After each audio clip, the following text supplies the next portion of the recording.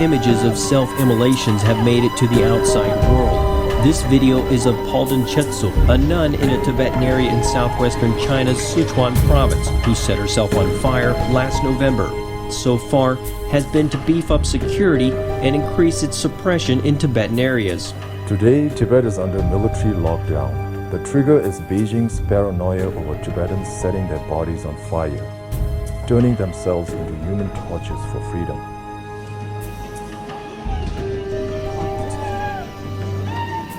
Soak themselves in flammable liquids and shout slogans while the flames consume their flesh.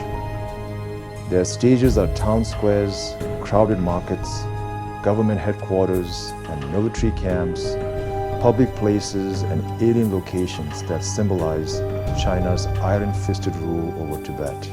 Despite the overwhelming military and police presence in protest hotspots and imposition of de facto martial law, cries of "Return the Dalai Lama to Tibet," "We want freedom," and "No human rights in Tibet" keep erupting spontaneously from Tibetan bodies spurting flames.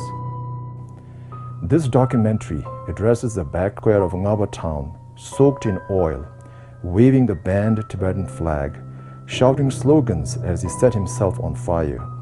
Before the flames were extinguished, he was shot by the people's armed police, and then his body was dragged away.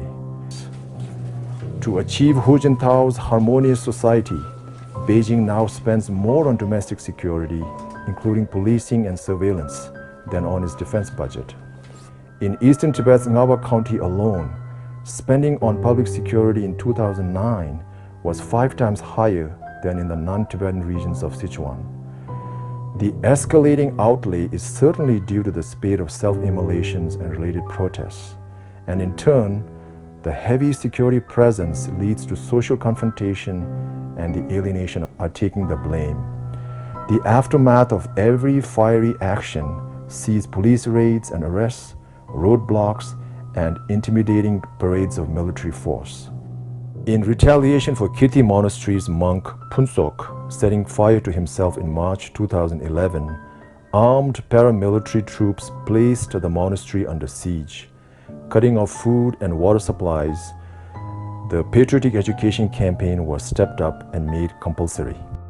A month later, 10 military trucks drove 300 Kirti monks away for political indoctrination under the guise of legal education. The fate of those who didn't return is in doubt. Today, for a monk to get leave from his monastery, 3 letters by guarantors are demanded. In addition to civilian and military police patrols, a special unit has been deployed to Ngaba to strike hard against. Prison sentences of 10 to 13 years were given to 3 Kirti monks in September 2011 for allegedly helping 20-year-old Punsok set fire to himself and sheltering him inside the monastery until he died.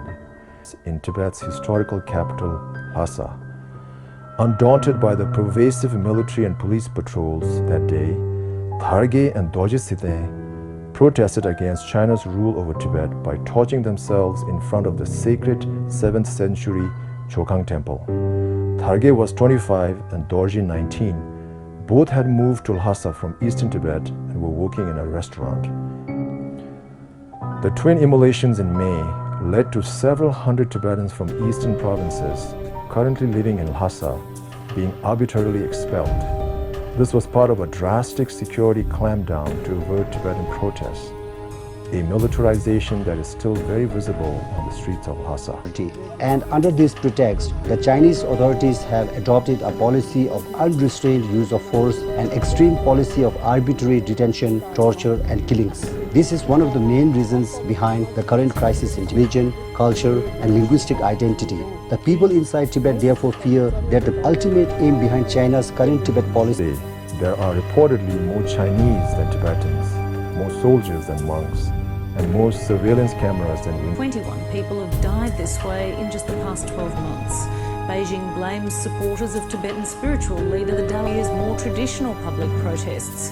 Tomorrow, Tibetans will celebrate the start of New Year, bringing many people out onto the streets, similar entry to foreign journalists. A Tibetan man has set himself on fire in New Delhi in protest against a visit to India by China's President Hu Jintao.